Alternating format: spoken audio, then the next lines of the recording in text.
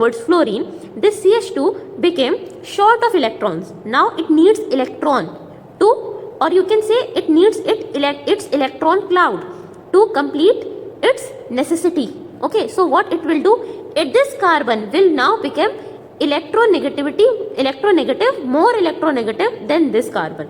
So it will attract this shared pair of electrons. So that happens. Therefore, in the above example, I was saying that hybridization is same, environment is same, means both are bonded to the hydrogen. Therefore, they have no electronegativity difference.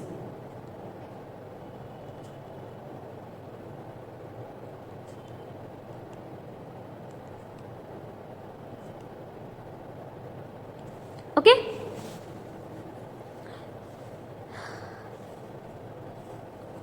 Now let's come back to this example. So as you know that fluorine was powerful enough to attract the shared pair of electrons from CH2. Okay.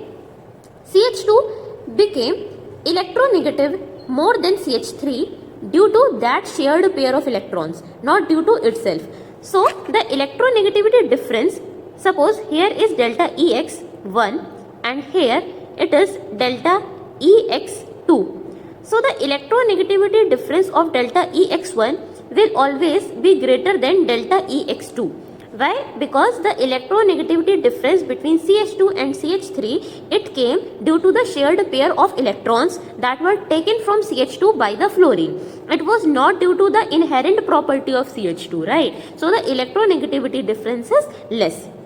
Now let's take one more example, that is CH3, CH2, CH2, CH2 and with one-to-one mentoring, chemistry becomes logical and real improvement begins.